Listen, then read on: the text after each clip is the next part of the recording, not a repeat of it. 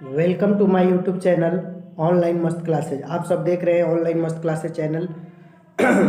आप सब कैसे हैं? मुझे उम्मीद है कि आप सब बहुत ही अच्छे होंगे और आप सबकी तैयारी भी बहुत ही अच्छी चल रही होगी। दोस्तों, आज की इस वीडियोज़ में हम आप सबको जो भी स्टूडेंट 10th बोर्ड में हैं उनके लिए ये वीडियो खासम खास हमने तैयार किया है। जिनका एग्ज़ाम 2023 में है उनके लिए हमने विज्ञान साइंस के महत्वपूर्ण प्रश्न से रूबरू कराऊंगा इस वीडियो में, जिसमें आपके भौतिकी के भी प्रश्न होंगे, रसायन शास्त्र के भी प्रश्न होंगे और आगे देखिए आप लोग को जीव विज्ञान के भी प्रश्न होंगे।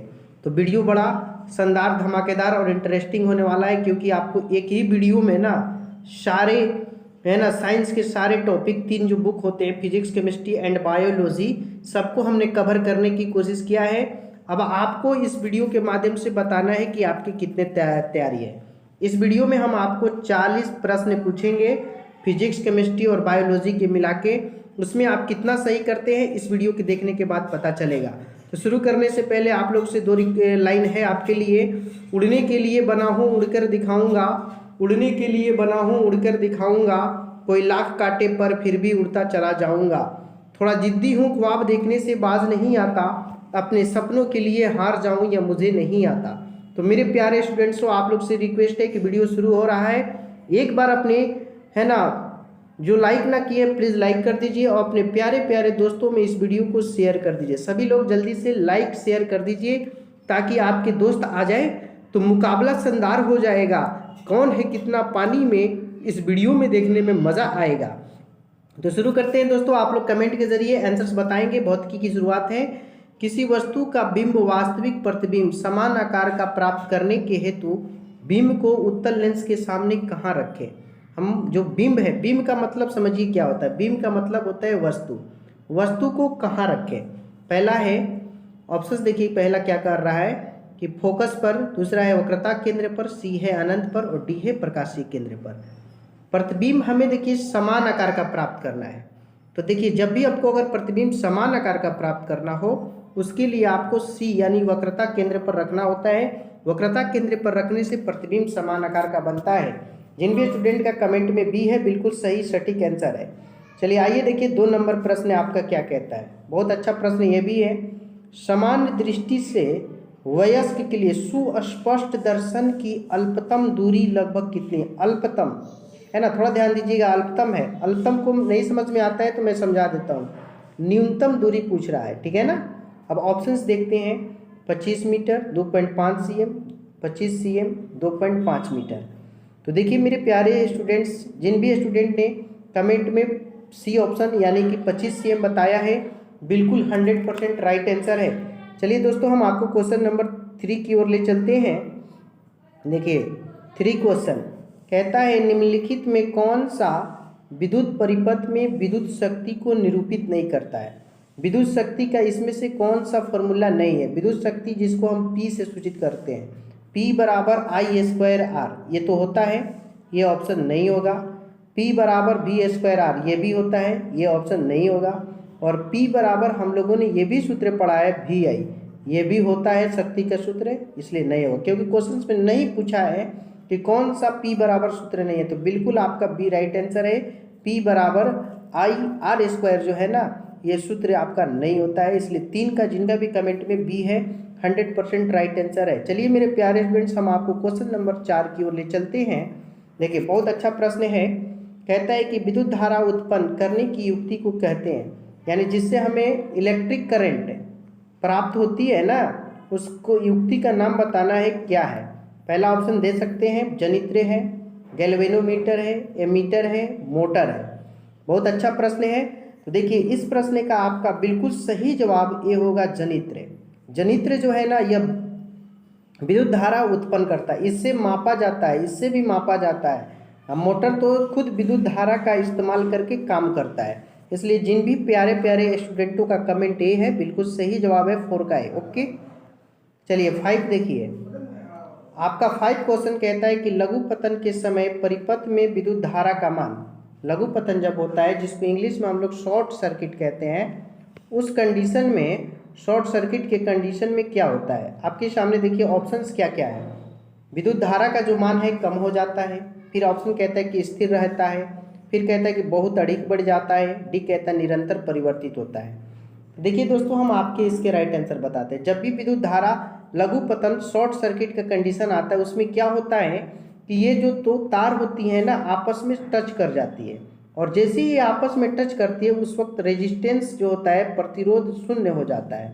और जब प्रतिरोध ही काम ना करेगा तो विद्युत धारा का मान क्या हो जाएगा, बढ़ जाएगा। इसलिए 5 का सी बिल्कुल सही जवाब है, जिन भी मेरे प्यारे स्टूडेंटों का कमेंट में। ओके, 6 नंबर देखिए प्रश्न आपका क्या कहता है। अच्छा प्रश्न ये भी है और इजी भी है कि प्रकाश के परावर्तन के कितने नियम है ना। मस्त प्रश्न है।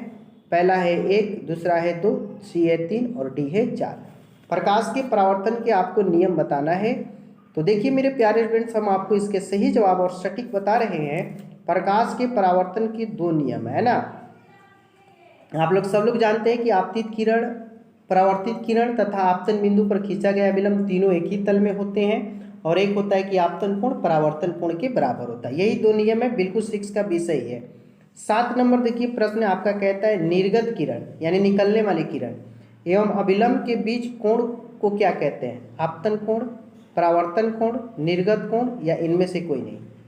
तो देखिए मेरे प्यारे स्टूडेंट, जो भी कोण निकलता है, जो भी, जैसे कि प्रकाश की किरण है यहाँ से निकल रही है, तो यहाँ पे जो कोण बनेगा ना, इसको निर्गत कोण कहते हैं। और 7 का सी बिल्कुल सही जवाब है, जिनका भी कमेंट में। ओके, चलिए अगला देखिए 8 नंबर प्रश्न आपका क्या कहता है। 8 नंबर कहता है कि 1 मीटर फोकस दूरी वाले उत्तल लेंस की क्षमता होगी, यानी जिसकी फोकस दूरी 1 मीटर है उसकी क्षमता क्या होगी। -1 डायोप्टर, 1 डायोप्टर, 2 डायोप्टर, 1.5 डायोप्टर। बहुत ही अच्छा प्रश्न है। तो देखिए मेरे प्यारे स्टूडेंट्स, हम आपको इसके बिल्कुल देखिए क्षमता निकालने का सूत्र होता है P बराबर 1/F, और फोकस दूरी जो होता है मीटर में होना चाहिए। तो फोकस दूरी यहाँ पे 1 मीटर है, भरेंगे 1/1 तो 1 ही ना आएगा। तो इसलिए बिल्कुल आपका सही जवाब 8 का बी है। ठीक है, 1 मीटर, जिनका भी कमेंट में सही है। 9 नंबर देखिए प्रश्न आपका कहता है, थोड़ा सा है ना ध्यान से देखेंगे आप लोग। 9 है कि 12 वोल्ट विभवांतर के अंदर 2 बिंदुओं का आर पार 2 कूलाम का आवेश को पार करने में कितना विद्युत कार्य करना पड़ता है। फास्ट कमेंट कीजिएगा। देखिए V का मान जो है आपके पास 12 वोल्ट है ना। एक एक क्वेश्चन को हम सोल्यूशन भी करके बताएंगे। और Q जो है यानी कि आवेश आपका 2 कूलाम है। क्या पूछा है, कार्य। तो कार्य जो होता है इसको W से सूचित करते हैं, और W बराबर सूत्र होता है VQ। ठीक है ना। तो V का मान क्या है 12, Q का मान कितना है 2, 12 दूनी की 24 जूल। तो जिन भी स्टूडेंट का कमेंट में 9 का C है यानी कि 24 जूल है, बिल्कुल 100% सटीक 100 राइट आंसर है। ओके, चलिए 10 नंबर देखिए प्रश्न आपका कहता है कि 10 ओम एवं 20 ओम के 2 प्रतिरोधों को श्रेणी क्रम में जोड़ने पर समतुल्य प्रतिरोध क्या होगा। 20 ओम, 20/3 ओम, 30 ओम या 10 ओम। बहुत इजी प्रश्न है दोस्तों, है ना। देखिए जिनको भी आ रहा है वो कमेंट कीजिए, हम सोल्यूशन बताते हैं। देखिए श्रेणी क्रम में जब भी हो ना, तो समतुल्य प्रतिरोध R निकालने का जो सूत्र होता है वो होता है आपका R1 + R2। ये आपके श्रेणी क्रम में जोड़ने का सूत्र है ना। तो R1 का जो मान है हमारे पास 10 ओम है, और R2 का मान क्या है 20 ओम, और 10 और 20 को जैसे ही आप ऐड करेंगे 30 ओम होगा, जो कि आपके सी ऑप्शन में 10 का सी बिल्कुल सही जवाब है। ठीक है, समझ रहे हैं ना। तो श्रेणी क्रम में, और अगर यही समांतर में पूछता तो इसके लिए सूत्र होता 1/R बराबर 1/R1 + 1/R2। तो 2 अलग अलग सूत्र होते हैं श्रेणी क्रम में इस तरह से, और समांतर क्रम में उस तरह से। ठीक है, समझ में आ गया। चलिए आगे देखिए, हम क्वेश्चन नंबर आपको 11 दिखाते हैं। 11 आपका सवाल है कि 100 वाट और 220 वोल्ट के विद्युत बल्ब के तंतु का प्रतिरोध क्या होगा। तो देखिए मेरे प्यारे स्टूडेंट्स, R निकालना है, और हमने एक सूत्र पढ़ा है P बराबर V²/R। P आपको देखिए जिसमें वाट लगा WOP का मान है, तो आगे हम यहाँ तो 100 लिख सकते हैं, और V के जगह पे हम 220 2 बार लिखेंगे, 220 × 220, और इसके बटा में क्या है हमारा सूत्र में R। तो ये देखिए 200 में का जो 0 है इन दोनों 0 को काट देगा, तो R बराबर हमें आगे मिलेगा 22 × 22, और इसका गुना करने पे आपको 484 ओम मिलेगा। इसलिए 11 का बीज इनका भी कमेंट में बिल्कुल सही है। 12 नंबर देखिए प्रश्न आपका कहता है दृश्य प्रकाश यानी जो दिखाई देता है किस वर्ण का तरंगदैर्घ्य अधिकतम होता है। जो प्रकाश हमें दिखाई देता है उसका हमें बताना है वेवलेंथ यानी तरंगदैर्घ्य किसका अधिक होता है, बैगनी, लाल, नीला या पीला। तो मेरे प्यारे स्टूडेंट, जिन भी स्टूडेंट ने कमेंट में बी बताया है लाल, उनका सबसे पहले राइट आंसर है लाल का सबसे अधिक बैगनी होता है, बिल्कुल बी सही है। ओके। 13 नंबर देखिए, प्रश्न कहता है आपका विद्युत शक्ति का एसआई मात्रक, जो अभी पी बराबर पूछ रहे थे ना, इसका एसआई पहला ऑप्शन है वोल्ट, बी है वाट, सी है जूल, डी है कूलाम। तो देखो मेरे प्यारे स्टूडेंट, इस प्रश्न में आपका बिल्कुल सटीक आंसर जो होगा ना, आपका बी होगा वाट। ओके। विद्युत शक्ति का एसआई मात्रक वाट होता है। जिन भी स्टूडेंट का कमेंट में वाट है 100% राइट आंसर। चलिए आगे ले चलते हैं हम आपको क्वेश्चन नंबर 14 जो कि रसायन शास्त्र से है। लेकिन एक बार अपने प्यारे प्यारे रसगुल्लों से कहना है कि जो लोग अभी तक वीडियो को लाइक ना किए, प्लीज़ सभी लोग लाइक कीजिए, फटाफट लाइक कीजिए और दोस्तों में शेयर कीजिए, ताकि अब आपको हम रसायन शास्त्र के प्रश्नों से रूबरू करा सकें। सभी लोग शेयर कर दीजिए, लाइक कर दीजिए। 7:30 PM में डेली लाइव चलता है, आप लोग टाइम पे आइए, आपकी तैयारी का आकलन किया जाएगा। कौन है कितना पानी में, देखेंगे हम किसमें है कितना दम। हाइड्रोकार्बन इसमें बताना है, तो आप लोग को मालूम होगा हाइड्रोकार्बन यानी हाइड्रोजन भी होना चाहिए, कार्बन भी होना चाहिए। इसमें कार्बन नहीं है, ये ऑप्शन नहीं होगा, ये नहीं होगा, ये भी नहीं होगा, इसमें सिर्फ हाइड्रोजन। बिल्कुल जिनका भी कमेंट में बी है सही है, क्योंकि हाइड्रोजन और कार्बन दोनों है। और अगला प्रश्न 15 है कि लोहे की परमाणु संख्या कितनी होती है, 23, 26, 25 या 24। हाँ, तो देखिए इस प्रश्न का बिल्कुल सही जवाब आपका बी होगा 26। लोहे की परमाणु संख्या 26 होती है। देखिए जिनका भी कमेंट में 26 है, बिल्कुल सही है। ओके। आगे देखिए 16 नंबर क्वेश्चन है कि कोई विलयन लाल लिटमस को नीला कर देता है, उसका पीएच क्या होगा। लाल है, रेड कलर का है, उसको कैसा कर देता है, ब्लू कर देता है। तो जाहिर सी बात है कि वह क्षारीय होगा, और क्षारीय विलयन का जो पीएच मान होता है ना, वो 7 से अधिक होता है। और इस ऑप्शन में ए जो है 11 सबसे अधिक है, इसलिए 16 का ए बिल्कुल सही और सटीक आंसर है। ठीक है। चलिए 17 नंबर प्रश्न देखिए, आपका कहता है कि आधुनिक आवर्त सारणी में वर्गों की संख्या बताना है, 9, 18, 11, 10। तो इस प्रश्न का हम आपको बता दें, वर्गों की संख्या पूछ दे तो आपको 18 टिक कर देना, बिल्कुल सही होगा, है ना। वर्गों की संख्या 18 होती है। जिन भी स्टूडेंट का कमेंट में 18 है, बिल्कुल सही है। ओके। चलिए अब हम आपको अगला प्रश्न 18 नंबर दिखाते हैं, जो कि क्वेश्चन कहता है कि बॉन्ड CHO अभिक्रियाशीलक जो मूलक है उसको हम क्या कहते हैं, एल्डिहाइड, अल्कोहल, कीटोन या इनमें से कोई नहीं। बहुत अच्छा प्रश्न है बॉन्ड CHO। तो देखिए हम आपको इसके राइट आंसर से बताते हैं इसका। बिल्कुल देखिए बॉन्ड CHO जो है ना, इसको हम लोग एल्डिहाइड कहते हैं। क्या कहते हैं, एल्डिहाइड। और इस प्रश्न में बिल्कुल आपका सही जवाब ए होगा, एल्डिहाइड। ठीक है। जिनका भी कमेंट में ए है, बिल्कुल सही और सटीक आंसर है एल्डिहाइड। ओके। चलिए एल्डिहाइड सही हो गया ना। आगे देखिए 19 नंबर देखिए आपका प्रश्न कहता है, बहुत अच्छा प्रश्न ये भी है कि कोई तत्व ऑक्सीजन के साथ अभिक्रिया कर उच्च गलनांक वाला यौगिक निर्मित करती है। यह यौगिक जल में विलेय है। यह तत्व हो सकता है, क्या हो सकता है, Ca हो सकता है, C हो सकता है, Si हो सकता है या Fe। जल्दी से फास्ट कमेंट कीजिए। 40 प्रश्नों का संग्रह है। चलिए दोस्तों हम आपको, इसका बिल्कुल सही जवाब आपका सी होगा, कार्बन होगा, है ना। कार्बन जो है ऑक्सीजन से संयोग करके उच्च गलनांक वाला यौगिक निर्मित करता है। सी से कार्बन होता है। ठीक है। बिल्कुल जिनका भी कमेंट में बी है वो सही है। कार्बन की आपको बता दूं कि परमाणु संख्या 6 होती है और परमाणु द्रव्यमान 12 होता है। ठीक है ना। 19 में आप लोग को 2-3 जानकारी हो गया। 20 नंबर प्रश्न देखिए, कह रहा है कि एथेन का आणविक सूत्र C2H6 है। इसमें 6 सहसंयोजक बंध है, 7 सहसंयोजक बंध है, 8 सहसंयोजक बंध है, 9 सहसंयोजक बंध है। बहुत ईजी है दोस्तों। देखिए C2H6 है ना, आप लोग कमेंट करेंगे और मिलाएंगे। इसमें जो परमाणु दिए हैं ना, इनको जोड़ लीजिए। तो 2 + 6 और जोड़ने के बाद आपका आएगा 8। जो जोड़ने के बाद आएगा ना, उसमें से 1 घटा दीजिए। तो 8 में से जैसे आप 1 घटाएंगे तो आपको मिलेगा 7। तो इसलिए इस प्रश्न में आपका बिल्कुल सही जवाब बी होगा, 7 सहसंयोजक बंध। ओके। इस तरह से इसको सोल्यूशन किया जाता है। मुझे उम्मीद है आपको समझ में आ रहा होगा। 21 देखिए क्वेश्चन आपका कहता है फ्लोरीन। बहुत अच्छा प्रश्न है। फ्लोरीन अपर रूप है किसका है, ऑक्सीजन का, फास्फोरस का, कार्बन का या सल्फर का। फ्लोरीन है ना, देखिए कार्बन के 3 अपरूप होते हैं, एक हीरा होता है, एक ग्रेफाइट होता है और एक तीसरा जो आप भी इस क्वेश्चन में पूछा है फ्लोरीन। इसलिए इस प्रश्न का बिल्कुल सही जवाब आपका 21 का सी होगा। जिन भी स्टूडेंट का कमेंट में सी है, बिल्कुल 100% राइट आंसर। चलिए अगला क्वेश्चन देखिए 22 हीलियम परमाणु के बाहरी कक्षा में कितने इलेक्ट्रॉन रहते हैं? 1 2 3 4। हीलियम, देखिए हीलियम की परमाणु संख्या जो होती है वो 2 होती है और इसका इलेक्ट्रॉनिक विन्यास जैसे हम निकालते हैं 1s2 आता है, यानी बाह्यतर कक्षा में भी 2 ही इलेक्ट्रॉन रहते हैं, ठीक है ना। इसलिए 22 का बी बिल्कुल सटीक 100% राइट आंसर है जिन भी स्टूडेंट का कमेंट में। ओके, चलिए दोस्तों हम आपको ले चलते हैं क्वेश्चन नंबर 23 की ओर। बहुत अच्छा प्रश्न है जिसमें आपका कह रहा है कि अमोनिया के अणु में नाइट्रोजन एवं हाइड्रोजन के परमाणुओं की संख्या का अनुपात। ऑप्शन है आपके पास 2:1, 1:2, 1:3, 3:1, ठीक है। सबसे पहले आप लोग कमेंट करके बताइए कि ये अमोनिया का सूत्र क्या होता है।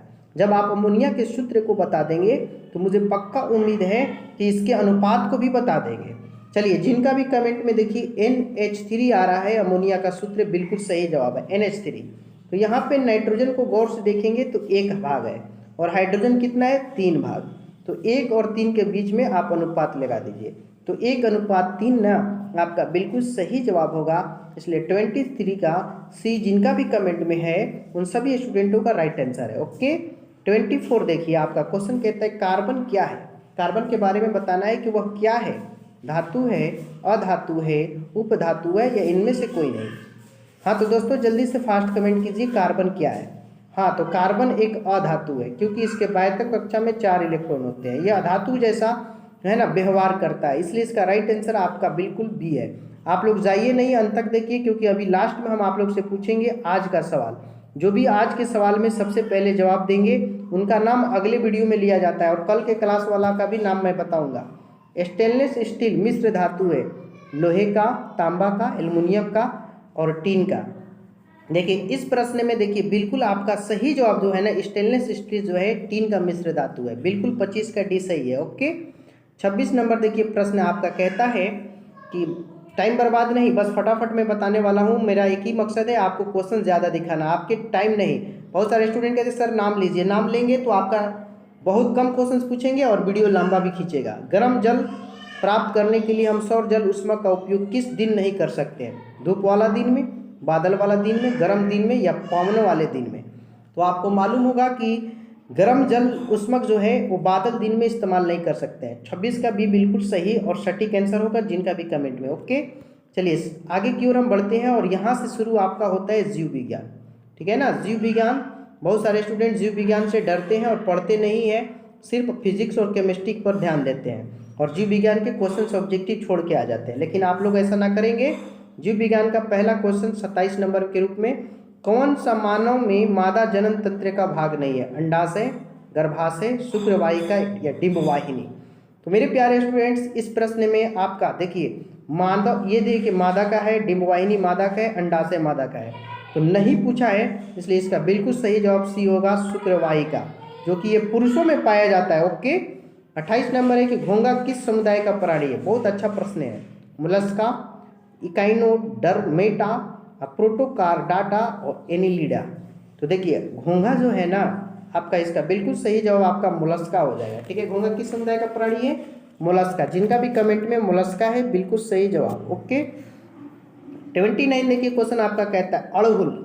अड़हुल किस प्रकार का फूल है? बहुत मस्त प्रश्न है। द्विलिंगी, एकलिंगी, दोनों या इनमें से कोई नहीं?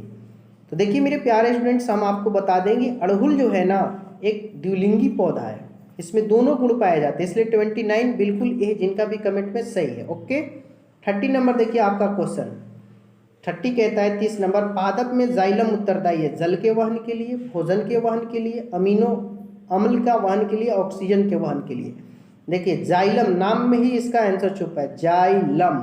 हम आपको एक ट्रिक बता देते हैं, जाइलम ज से होता है और ज से जल भी होता है, यानी कि जाइलम उत्तरदायी है जल के वहन के लिए। बिल्कुल 30 का ये राइट आंसर है जिनका भी कमेंट में है। ओके, अब देखिए 31। देखिए मेरे प्यारे स्टूडेंट्स सभी लोग लाइक जरूर करेंगे, शेयर भी वीडियो को करते रहेंगे। प्रकाश संश्लेषण क्रिया में ऑक्सीजन बाहर निकलता है जल से, CO2 से, ग्लूकोज से या डिक्टियोजम से? तो मेरे प्यारे शेर और शेरनियों इसका बिल्कुल सही है, प्रकाश संश्लेषण की जो क्रिया उसमें ऑक्सीजन जो है जल से बाहर निकलता है, इसलिए 31 का ए बिल्कुल सही जवाब है जिनका भी कमेंट में। ओके, 32 देखिए क्वेश्चन की, इंसुलिन की कमी के कारण कौन सा रोग होता है? घेंगा, मधुमेह, क्रिएटिनिज्म, बौनापन।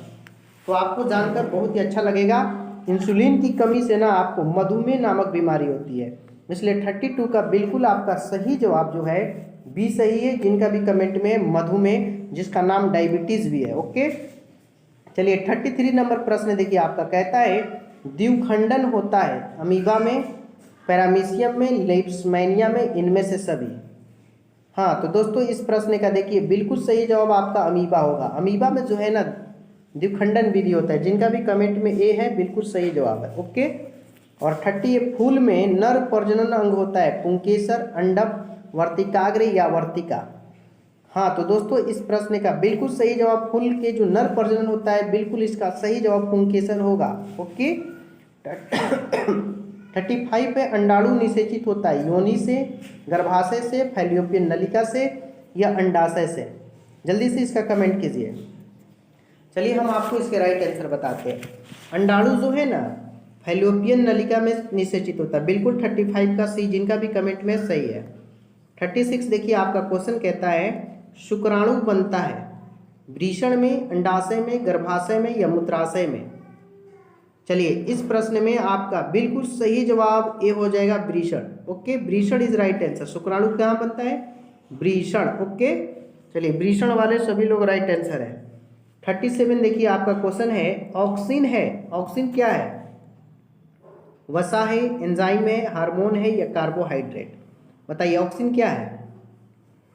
चलिए दोस्तों इसका बिल्कुल सही जवाब आपका एक हार्मोन है जो कि पेड़ पौधों में पाया जाता है। जिनका भी कमेंट में सी है बिल्कुल सही जवाब। आगे देखिए 38 प्रश्न है मनुष्य में वृक्क संबंधित है पोषण से, श्वसन से, उत्सर्जन से, परिवहन से।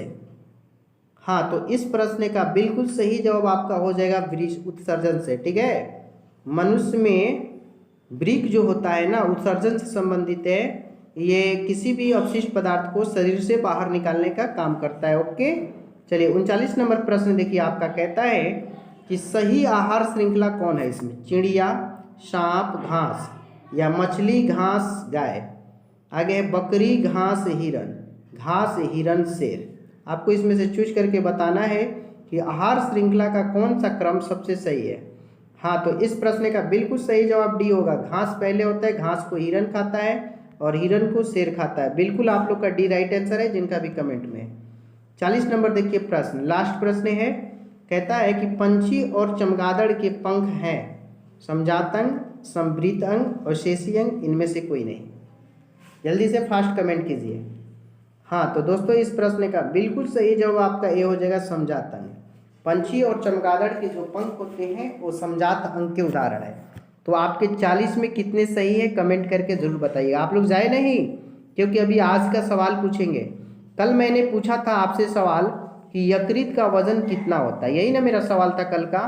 तो यकृत का वजन हमने पूछा था और मैं बता दूं इसका वजन जो होता है आपका 1.5 kg होता है। और इसमें देखिए किस कौन कौन से स्टूडेंट जो हैं कल के राइट आंसर हैं। देखिए इसमें है कि मिस्टर फैजान, उनका राइट आंसर है, उन्होंने सटीक आंसर दिया था। कुंदन कुमार, उन्होंने भी कल के प्रश्न का राइट आंसर दिया था, कुंदन कुमार। एक है दानिश किंग, उनका भी राइट आंसर आया था दानिश किंग का। ओके, इन्होंने भी सटीक आंसर दिया था। इमरान ने भी कल के प्रश्न का सटीक आंसर दिया था, सबको हम शुक्रिया अदा करते हैं। और देखिए एक है शुभम राज, इन्होंने भी कल का जो प्रश्न पूछे थे उसका बिल्कुल सही जवाब दिए थे। अलेक्स ने भी सटीक आंसर दिया था। फिर है ना एक नए भी एक है सहाना खातून, उनका भी सही जवाब था सहाना खातून, इन्होंने सही जवाब दिया था कल के प्रश्न का। एकरामुल, इनका भी बहुत सटीक आंसर था। और भी कुछ स्टूडेंट हैं जिन्होंने कल के सही जवाब दिए हैं, है ना। तो दोस्तों मस्त क्लासेस, ऑनलाइन मस्त क्लासेस आप सबको दिल से स्वागत करता है। इसी तरह से मेहनत कीजिए, ठीक है। और आप लोग जाइए नहीं, अभी हम आपके आज के सवाल से रूबरू कराते हैं। आज का देखिए सवाल है, आप लोग कमेंट में जाके इसका जवाब देंगे। आज का सवाल जो भी स्टूडेंट सही जवाब देंगे उनका नाम अगले वीडियो में लिया जाएगा, ठीक है।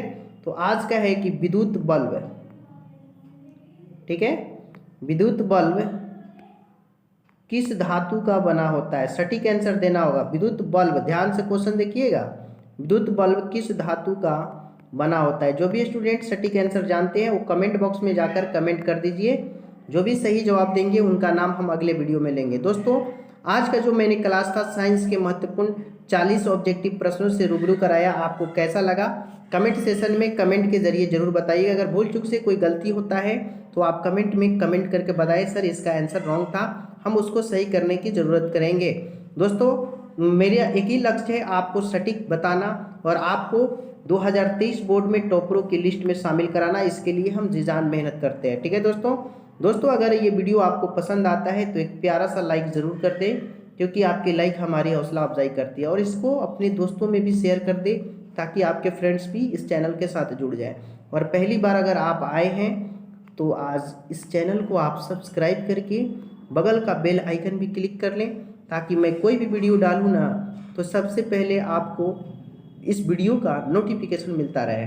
ठीक है दोस्तों, ये आप ही का चैनल है, मैं कहाँ हूँ तू ही तू है, ये सब तेरा अंदाज है और मुझ में जो बोलता है ये तेरी आवाज़ है। आप सबने इस वीडियो को अंत तक देखा, हम आप सबका तहे दिल से शुक्रिया अदा करते हैं। फिर मिलेंगे एक शानदार धमाकेदार और जानदार वीडियो के साथ अगले वीडियो में। तब तक के लिए मैं सद्दाम हुसैन आप सबसे विदा लेता हूँ। जय हिंद, टाटा, बाय बाय, धन्यवाद।